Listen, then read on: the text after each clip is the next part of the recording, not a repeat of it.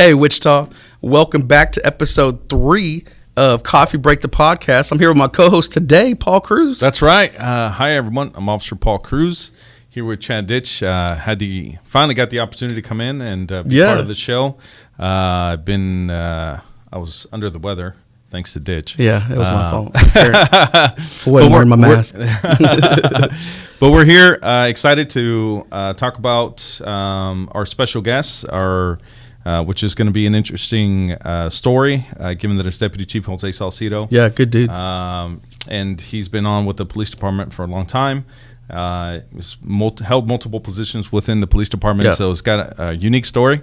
Very humble guy. If you've ever gotten to meet or talk to Deputy Chief Jose Salcido, very humble, nice guy. And it's going to be awesome to talk about his experience, history, and everything else that we have lined up for you. So it's going to be a great show. Yeah, man.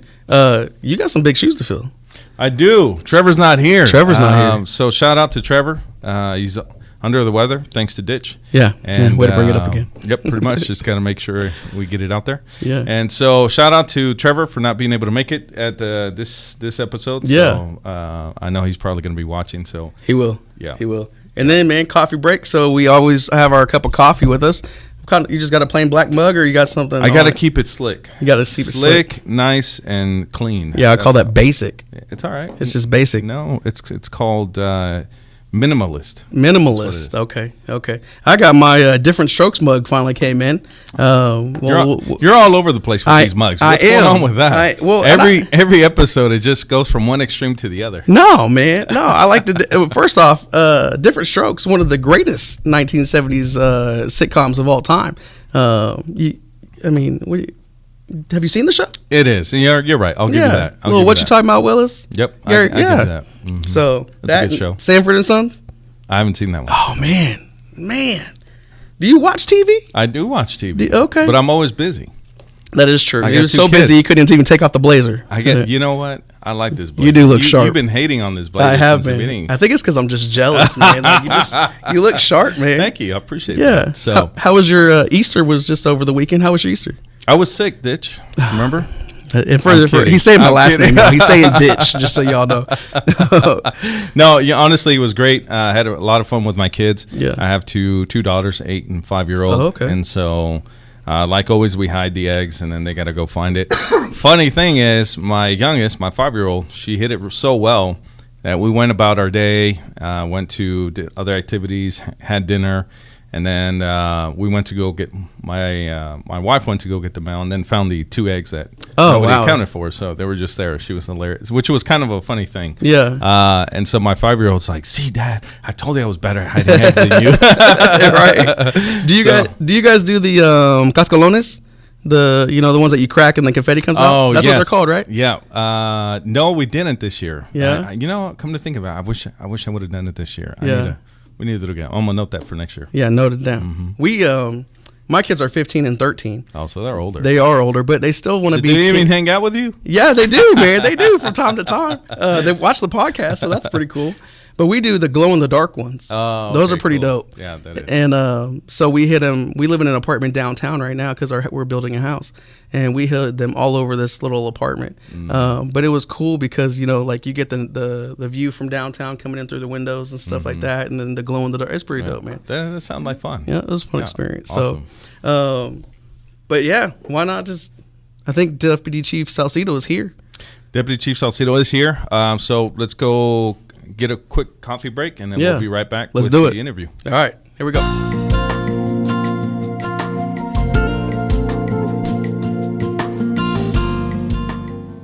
Welcome back. We are here with Deputy Chief Jose Salcido. How you doing today, sir? Excellent. I'm glad. I know you're a busy guy, so appreciate you joining us on the podcast. No problem. Always have time for y'all. See? That's what I like. Hey. Right? Yeah. You have a good weekend? Phenomenal. Get some good food? You bet. Yeah? Yep. What kind of food? Tacos. What's your favorite taco? Al Pastor. It's got to be. It's the only one. It's the Al Pastor is the flavor. Can't beat the flavor. You can't. No. And then you got to have it with pineapple, right? Correct. Yep. The works. It is. Yeah. So are you guys cilantro and onion and everything? Yeah, I have to. The works. Yeah. All the way. Lime. And I got to have a little lime. Mm-hmm. Yeah, you bet. Yeah. See, my wife is lettuce and cheese. Okay. Yeah, she's more Americanized. and I'm the one cilantro, onions, the whole nine. You gotta put so it is. Gotta put the salsa. You gotta put the grilled onions. All of it. The only thing I don't do is a radish. I like the roasted serrano peppers too. Oh, okay. Yeah, they are. Usually if I sit down for some tacos, about 5 or 6 of those. Well, you got to be respectful. You don't want to disrespect the taco. That's right. Yeah, that's right. And I was telling them last week that tacos are biblical in my opinion. Oh, you bet. You know, you bet. Mm-hmm. So, well, like I said, I know you're a busy guy, so we had some questions. For you. Far away. All right. So the first one, this is a podcast where we're kind of more relaxed. We want to be more family oriented and everything. So tell us who Jose Salcido is. Well, Jose Salcido is almost a 27-year veteran of the department. But before that, I'm a father, a husband. Yeah. And now in my later years, I've started to attend church more regularly. Yeah. To the to the happenings of the wife. She kept trying to drag me in there. Now, that's me. I'm very passionate about what I do. Yeah. Love policing. Here later in life, though, all the effort I put into the military and schools, they rounded me out. You know what I mean? I'm a little more patient now. Yeah. I like to talk and hash things out. A lot less emotional. More of a I let little things slide that my younger years probably would have not. Right. Yeah. We become more logical. Oh, you bet. When we get older, yeah. More of a thinker. Yeah. Yeah. So in the military, what branch? I was in the Air Force, Air National Guard. There you go. Mm-hmm. See, I was in the Air Force as well. Nice. In one of our episodes, I said that, and I even had to pause because a lot of haters come when you say that you're in the Air Force. Yeah. I was not a U.S. citizen at the time I joined, so my limit. I was limited to 2 things after my ASVAB, pretty high in that, but I could only be a cook or a medic, so I chose to be a medic because medicine is also one of my passions. I really like it's to solve a problem, and really whether it's a police problem or a medical problem, usually the same approach on those things. And I think that's a great tool to have, especially as a police officer, especially as a one that's on a patrol officer when you were coming up, and having that training as well is pretty amazing. They kind of complement each other. They do, yeah. Yes. Well, I think you're the epitome of the American dream, and it's interesting if you want to talk about that and how you've come from where you were born, grew up all the way to now being the first Hispanic Latino deputy chief on the police department in history. I was actually born in Mexico. Moved here when I was 9. Obviously, I only knew a couple English words moving here, but I quickly realized that that this was a great welcoming city. Mm-hmm. It's a phenomenal open city. It provides a lot of opportunities, and 6 months in, I figured out the key. First, dominate the language. You know what I mean? Probably just as good, if not better, than a native speaker. Even at that age, at about 10, I knew, the key. And 2 was hard work. I always strived not to be the smartest guy in the room, probably the hardest worker, though. Right. You know what I mean? And that was my target. Mm-hmm. And, were there hard times along the way? Yes. But, I've definitely have given a lot to this community, but I've also gotten a lot from this community. And so it was great. It was great it's always been great to be in public service, whether in the military or law enforcement. At the end of the day, we are. I've always said, the Wichita Police Department is not an entity outside of the city. We are the Wichita, meaning we belong to the citizens of Wichita. So it's always good, here at the dawn of my career here. I'm very satisfied, and I still feel like that. I've probably not given as much to this community as I've gotten, but every time we go out and solve a crime problem or make somebody's life better, that's a payday right there. Absolutely, absolutely. Now, I'm a firm believer on hard work will beat talent when talent fails to work hard. You bet. And being that you did dual, being in the military and in law enforcement. Can you talk to us about how that was, if that was challenging, going and doing drill or deploying as well as being a police officer? Yeah, when you look around at your peers that are not in the military, it's always hard because that week in a month or that time that you get activated, you got to be away from your family, and your peers are back home. You know what I mean? It is hard. Sometimes maybe 10 years in, I was like, is this worth it? But to me, it was always worth it because I had a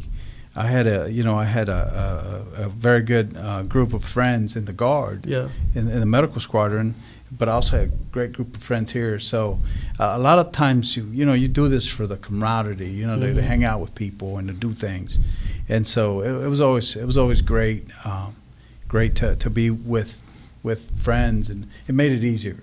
But it's difficult because really, a lot of times the price is not really paid by you, but your family. You know Absolutely. what I mean? Because you don't make the school meeting. You don't make the sporting event. You know what I mean? You could be doing a lot more with your kids. Than you should. My only regret probably is, for this career, is it's not having been there for more of my kids' events. You know what I mean? Or life experiences. Right. Yeah. I think as somebody we all serve our community and everything, but in the military, when you're wearing that uniform, a lot of people will always come up and shake your hand and say thank you for your service every time you're wearing it. But I agree with you. I think it's our spouses who really, truly deserve that thanks, is because they're the ones I feel like are truly sacrificing, having to deal with everything back home, the kids, the bills. Correct. Hold the fort down. Yeah, hold the fort down. I think that's very important. And Paul brought it up. You're the first Latino as a deputy chief in this department.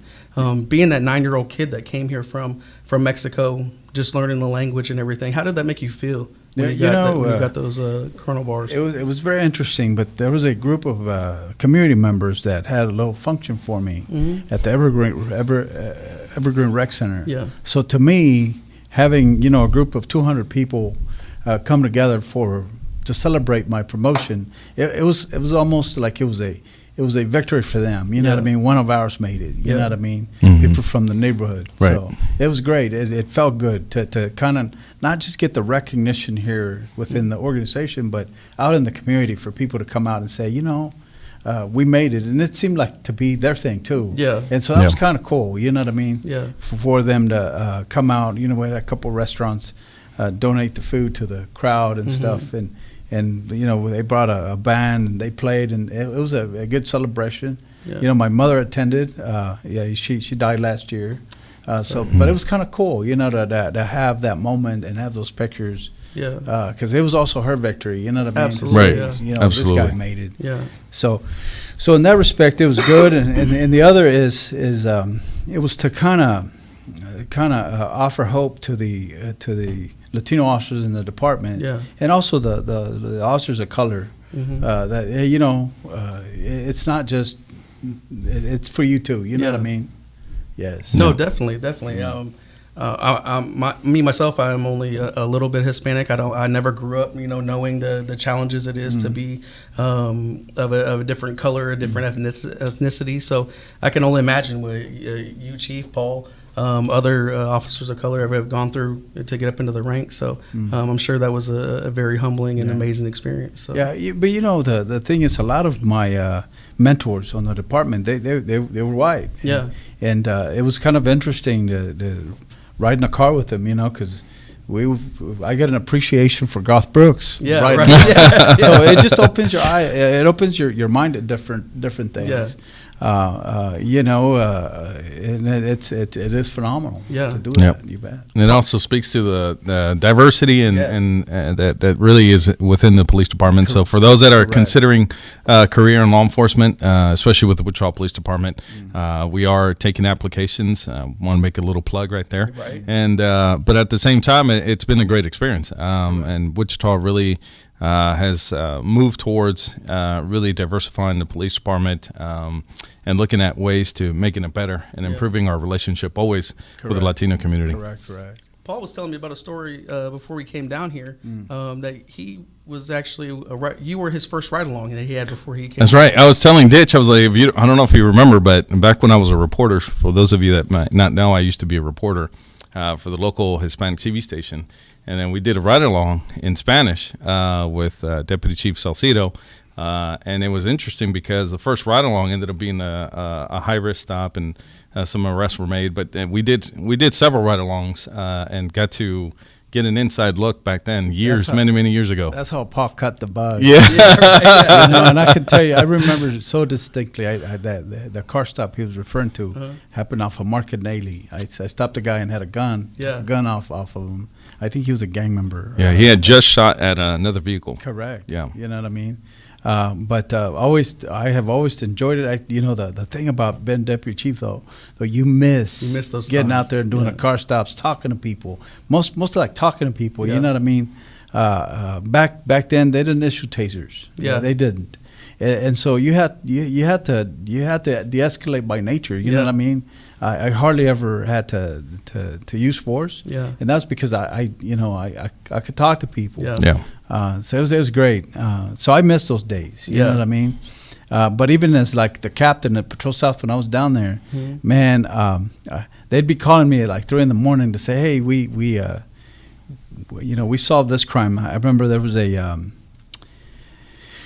was a burglary to a city facility. They took maybe a couple $100,000 in tools, trucks, and all kinds of things. And I told my team, the team that was after the property crimes, I said, "Hey, if you recover any of that city property as an incentive, my wife is going to make you guys brisket tacos." There you go. So about a week later, I get a call at 3 a.m, and it's an officer calling me at 3 a.m. saying, "Hey, your wife's going to pay up. We're over here with some of this stuff." So I kind of, you at this level, you kind of miss that. Yeah. But it was great. It's always been a great ride. Yeah. Every day is a new beginning for me. You know what I mean? And so, the other thing I like to tell the potential applicants and officers is, do not be satisfied with your degree and say, "I'm done with education." Yeah.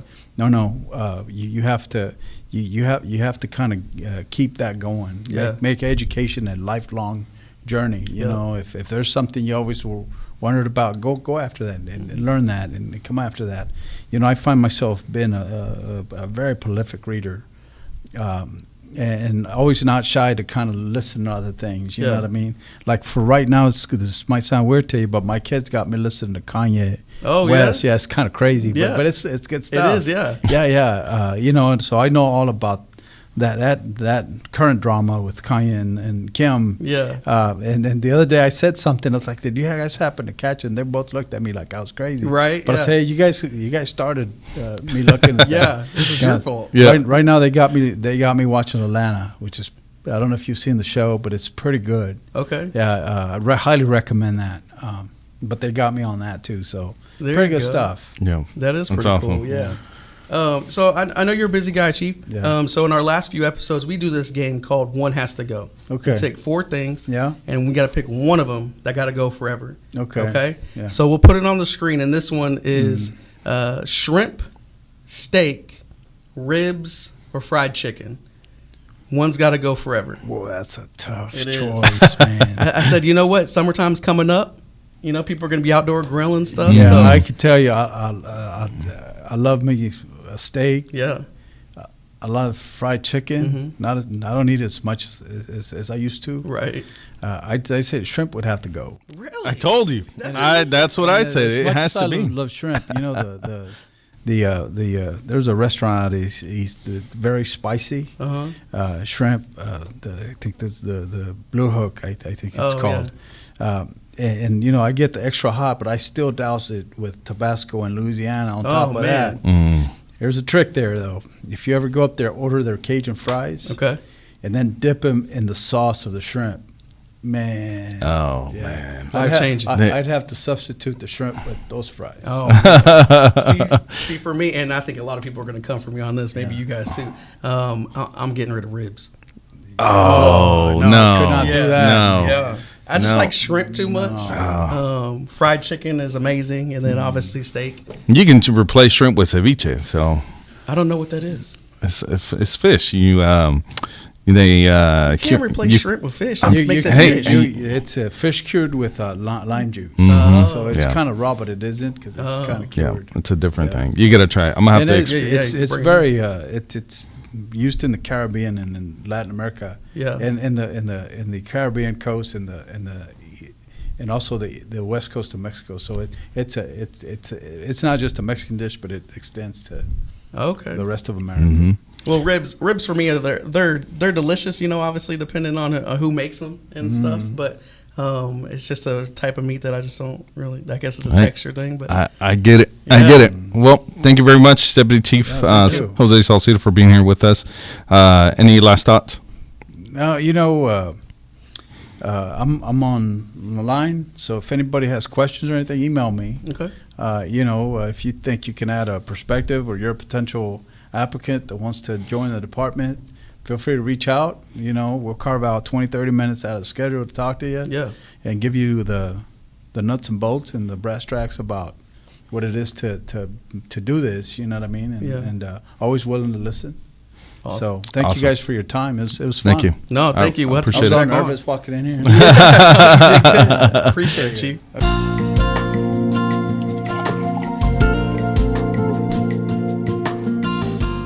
All right, we want to thank Deputy Chief Jose Salcido. Great story and great information, and also real laid back dude. Real laid back, yeah. Yeah. I think if you notice, most of our deputy chiefs, they're pretty humble. Yeah. They're really easygoing. If anybody has wants to reach out, if you want to reach out to Deputy Chief or any of the chiefs or deputy chiefs, you can email them or us at policeweb at wichita.gov. That's the way to do it. That's right. So we got some other things that we want to talk about. I was actually interviewed by KWCH and Cake News reference this, and we put this on Facebook all the time, right? Where we talk about gun safety and we always have some little pun where we get some hate, but we get a lot of love. You want to talk to them about the gun safes? And stuff? Absolutely. So Operation Save a Casing 3 years ago was the purpose of this was to bring awareness to gun safety. Since 2018, and in 2018 we had roughly about 1,300 guns that were being stolen. Yeah, not just from vehicles, but from businesses and homes. And we were noticing that a lot of these firearms were unsecured. So we have, obviously, with 2020 coming in, 2021, we noticed that there's been an increase in the number of gun owners and the number of people that are buying guns. All we're asking is real simple. We're asking the public that if you own a gun, to please buy a gun safe, especially for your vehicles. The number of guns that are being stolen has skyrocketed. Operation Save a Casing, the way it works is that it has two missions. Mission number one is to bring awareness to our community and our gun owners to please buy gun safe and secure those firearms to make it more difficult for people to take their firearms.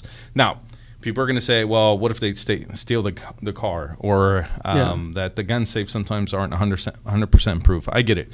But the mechanism or making it more difficult for people to get their guns from your vehicle is really what we're asking, and also to make it more safe. So it's going to deter more for suspects that are wanting to take these guns, but unfortunately, people are leaving the guns unsecure, either underneath the seat or in the glove compartment. Sometimes just inside the vehicle, plain view, right? Plain view, yeah. So this is the reason why we did this. We launched this campaign many years ago. Back then, it was due to Deputy Kunze, who was shot and killed with a stolen gun, and also due to one of our officers who was shot and was involved in a shootout in his own home. With a suspect who also had a stolen gun. So this is the reason why we also launched this campaign. It was very near and dear to us, and we knew that we needed to do something about it. So again, that's really the main focus. Now, mission number 2 is the way NIBIN works, which is a program that we have, or a database that we have access to. And the way it works is that we're asking gun owners to save 2 spent casings the next time they go to the firearms range. You're going to take those 2 casings, put them in an envelope, a Ziploc bag, put your gun's serial number, make, and model, and you store that separate from where you store your firearms. That way, if your gun is ever stolen, you can turn in those 2 spent casings with the police report, and then that helps us do 2 things. It helps us get the gun back to the gun owners and potentially put more charges on the suspect. Now, we're going to go after the suspects and the person that is stealing these guns, there's no liability on the gun owners. Right. Now, a lot of people are like, it's the government. They're asking me to save 2 casings. Why would Big Brother's coming after you. Big Brother's Yeah. coming. Now, it's not that. You know why? Because you keep them. We don't want them. We hope Yeah. that you are never in this situation, and we hope that you never have to turn them in. And if you don't, you never will. Yeah. It's no big deal. So this is the reason why we are pushing for gun safety, and this is why this program, Operation Save a Casing, exists. Yeah. Real simple. And I think too, man, like people always have a conscience no matter what, right? And I think the last thing anybody wants on their conscience is knowing that their firearm that was stolen because it was left unsecured was utilized in a murder or shooting, and that's another thing, like you said, we're trying to prevent is these guns getting into the wrong people's hands. Because unfortunately, it's been our young people lately. It has been our young people, which is probably going to be a discussion for our next podcast, as far as our youth and what's going on with our youth. But yeah, these kids are.